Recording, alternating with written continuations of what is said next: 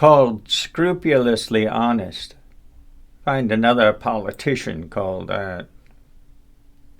I drove over 10,000 miles, visited military bases, witnessed the waste and corruption firsthand, so my committee went after it.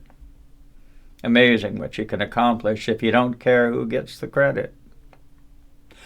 I didn't give a hoot in hell about the publicity. That made me well known, but I was picked as the lesser of evils. Catholics and anti-labor candidates were eliminated first. Current VP was an anti-Negro Southerner, so he was axed. It was my stance on civil rights that cemented the Negro vote. I was always pro-union, although if God needed union labor to create the earth, it would have taken him a hell of a lot longer than 6 days.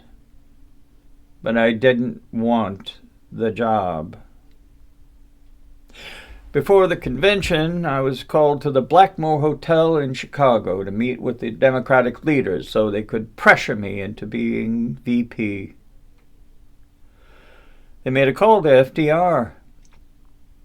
You could hear that booming blue blood voice from across the room. He asked if that fellow was lined up yet. The reply was, "No. He is the contrariest Missouri mule I have ever dealt with," which I took as a compliment. Then the president, pretending I couldn't hear him, said, "You tell him if he wants to break up the Democratic Party in the middle of a war, that's his responsibility." And he banged the phone down. Well, after that, I simply couldn't say no.